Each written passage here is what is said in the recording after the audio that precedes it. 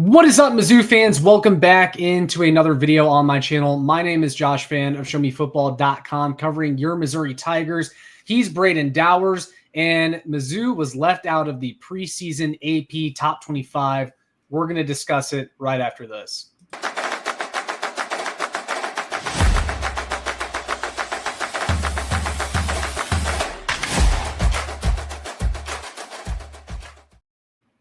Ladies and gentlemen, welcome back into another video on my channel. As I said in the intro, this afternoon I'm joined by my good friend Brayden Dowers, and we are here to react to the AP Top 25 for the college football preseason rankings.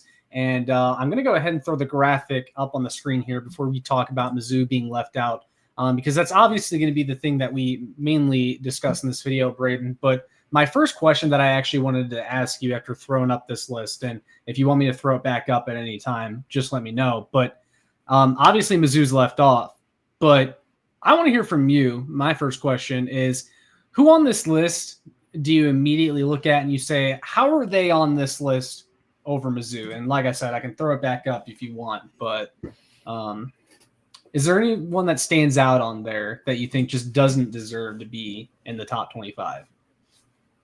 I mean, not to be completely biased, just because we obviously hate Oklahoma, but I don't know how you can look at Oklahoma's roster where they have 4 offensive lineman spots practically up for grabs. Their quarterback, John Matee, is in the middle of a gambling problem, and who knows what's going to happen there. Probably nothing, since it's Oklahoma, but it's controversy nonetheless that they're going to have to deal with. But the main thing is their offensive line is terrible. It's worse than Mizzou's. And they lost their defensive coordinator after having a good defense for the first time in years last year. And I don't know how you can look at that team and go, yeah, that is without a doubt a top 25 team. Boise State losing Ashton Genty, I think that team is going to be in for a world of hurt without him. I know that they have another pretty good running back coming into this year, but they probably won't end up in the top 25 this year.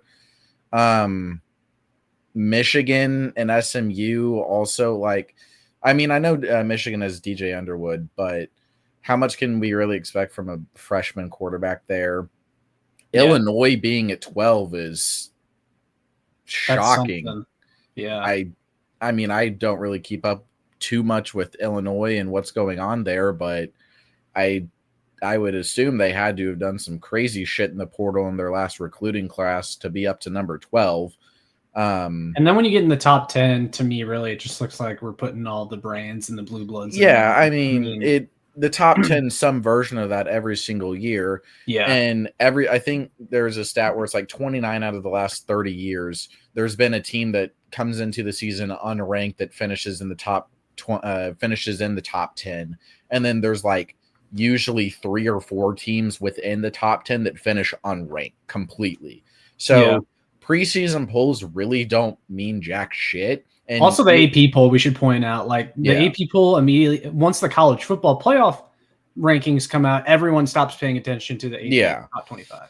I mean, preseason poll means absolute jack shit. You can go back and look at the AP poll from last year and literally any other year, and it's not a good indication for who's good and who's not. Yeah. And Eli Drinkwitz knows that. The Mizzou locker room knows that. Everybody at Mizzou knows that. They can just use this as bulletin board material. And I know that's incredibly cliche to say, but it's true. Drinkwitz can look at that and say, I don't really give a shit.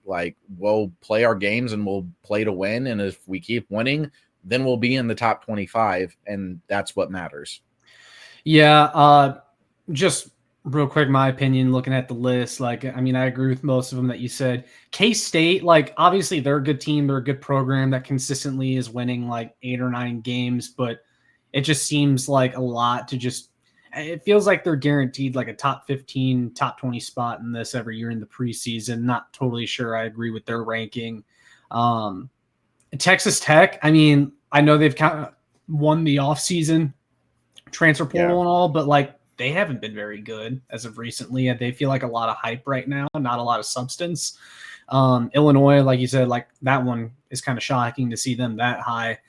And I mean, South Carolina, I look at, and I think South Carolina is deserving to be ranked in the preseason top 25. They have one of the top returning quarterbacks, won some games last year, just missed out on the playoff. But I feel like they're a very good comparison to Mizzou right now as a program.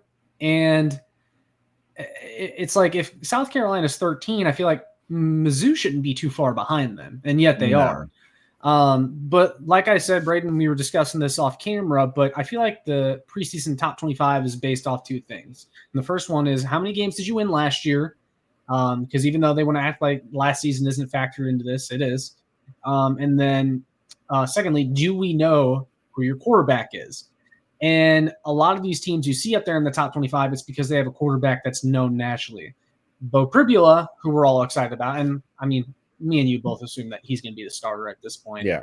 I mean, while we're excited for him, he's not really a name that a lot of people nationally are paying attention to. And I think that's the big thing, keeping Missouri out of the top 25 here. But Brayden, my next question for you is, do Mizzou deserve a spot in this top 25? It's kind of like you said with South Carolina, who they were at 13, I believe. And they have a returning quarterback in Lenore Sellers, who I think is going to be a Heisman candidate, if like probably my favorite for the Heisman. He is just absolutely insane. And South Carolina has a lot of things going right for them over there. And I agree with what you said, where Mizzou's kind of in the same spot as South Carolina. And South Carolina probably deserves to be number 13 through number 17 in that range. And that's kind of where I expected Mizzou to be, kind of like 19, 20-ish. That's what I expected. But them not getting in the poll at all is just baffling to me. Like the fact that Boise's over them, the fact that Tennessee, who doesn't have Nico anymore, I don't even know who they're running out at quarterback, with how much they lost in the portal and to the NFL draft this last year. I don't know how they're ranked in the top 25 right now. You can't really look to Tennessee and say, yeah, that's a team that's going to be in competition all year. I mean, I know Heupel's a good coach and has built them up, but what does Tennessee have that Mizzou doesn't? What does K-State have that Mizzou doesn't? Yeah. What does Oklahoma have that Mizzou doesn't? Where you can look at this Mizzou roster year, they got the top the best or second best defensive player in the entire transfer portal. James Catalon's going to be an absolute dog. They have a lot of returning talent. Yeah. They have a lot of returning talent on defense. They have both of their coordinators staying. They got Bo Pribula, who again may not be nationally known, but if you paid any attention to Penn State last year, know how valuable he was to that team. You have Ahmad Hardy, who's one of the top transfer running backs in the country. You have Kevin Coleman, who was one of the top wide receiver transfers in the country. All SEC wide receiver, yeah.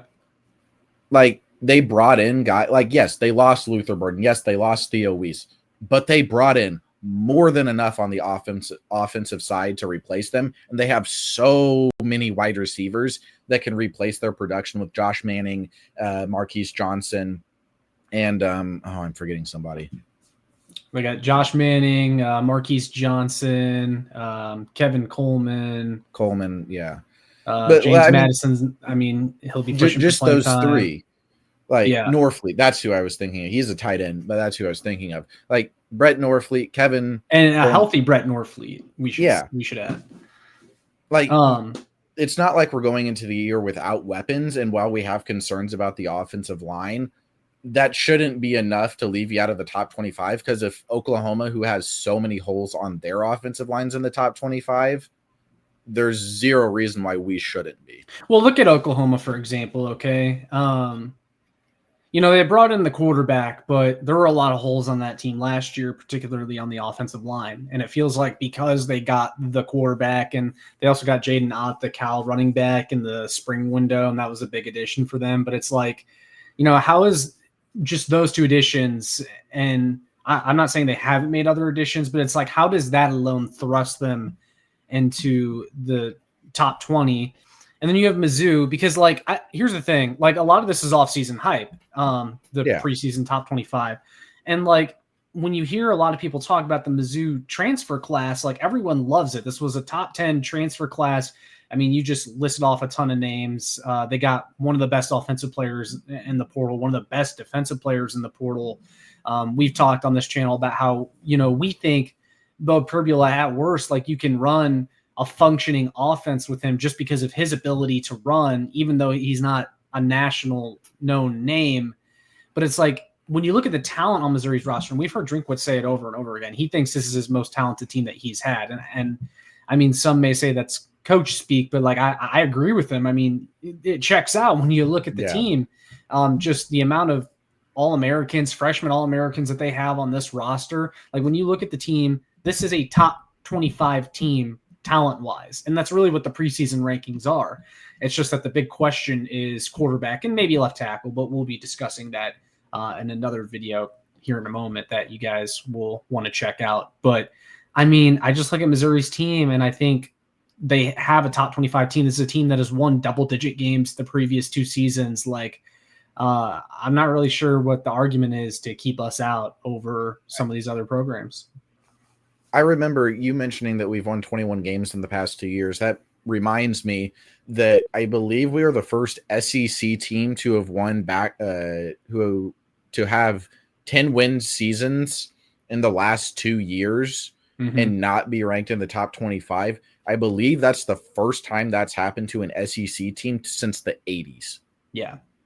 Which is the most Mizzou thing ever. Yeah, that's just another day for Mizzou football fans, and I mean it's what you've come to expect. And I'm pretty sure just nationally, just around every single conference, it's the first time that it's happened since either the early 2000s or late 90s. I forget what the tweet was that I saw, but it's been a long time since this has happened to an SEC team to get this disrespected going into the year, especially off of a top 25 class or off of a top transfer portal class. Well, and here's the thing, because what you said right before that was a good segue into my next question for you that I wanted to ask, because it was like the most Mizzou thing for them to be left out of the top 25. And when I say that, I mean, it makes it sound like I think this was a surefire, like top 10 team. And I don't think it is, but I do think they deserve to be ranked for sure. But here's the thing. I think I would prefer it to be this way though, because I think when we came into last season and the burden of expectations was on this team, it just didn't work out well for them. This was a much better football team when they really truly lived by that STP motto. Yeah. And I think they're going to go into the season with that again. They have a chip on their shoulder. Drinkwitz seems to have already instilled that in all of the new guys, which I think is awesome that they're already picking that up. And also I want to throw this in too, because you were talking about all the guys they added. And yes, Mizzou loses because I think everyone's focusing on what we lost. They lost Brady Cook. They lost Luther Burden. They lost Theo Weiss. But this Mizzou offense wasn't that good last year. And I think, and I heard Gabe DeArmond say this on Power Mizzou, but I think the names that they're replacing are bigger than the actual production that they're replacing on offense. And I think that's maybe another reason why Mizzou got left out, is because Luther Burden was the big recognizable name on this team last year. He's gone. So people just kind of leave us out. Which I'm fine with, because like you said, we didn't really live truly by the STP mantra that we they were feeling themselves a little bit last year. Like, yeah, they had every reason to go into last year feeling like they were on the top of the world off of a Cotton Bowl win against Ohio State. They had every single reason to go into last year thinking that they were hot shit. And this year, not being in the top 25, that's exactly how Drink wants it. That's exactly what he wants for this team, so that they can live by that STP mantra again, and they can go into basically this entire season and just do what they did again in 2023 and just shock the world, even though in reality it shouldn't be that shocking. Yeah, no, I completely agree. I think this is the way that we want it. I think Drink probably prefers it this way. I think it's just going to be better for the team. I think they're going to go into the season with a chip on their shoulder. And as they start winning games, they can definitely earn that ranking once again. For sure. So, guys, I think that's all we have for this video. But we want to hear from you, Mizzou fans, down in the comments. Do you think Mizzou deserve to be ranked in the preseason top 25. Definitely let us know down below. But with all that being said, make sure you like, share, and subscribe so more Mizzou fans can find this. You can check out more of my stuff on showmefootball.com. More videos on the channel coming soon. Follow me on Twitter, show me FB, and then Brayden, before we head out, latest movie recommendations from you. Weapons is the greatest movie I actually need to see I've that ever one this seen. weekend. You need to see Weapons. It's not really the greatest movie I've ever seen, but it's one of the best movies of the year. It was just absolutely phenomenal, and I think that everybody that likes movies, even in the slightest, should go out and see Weapons, because it is a very original horror movie that is really, really, really good.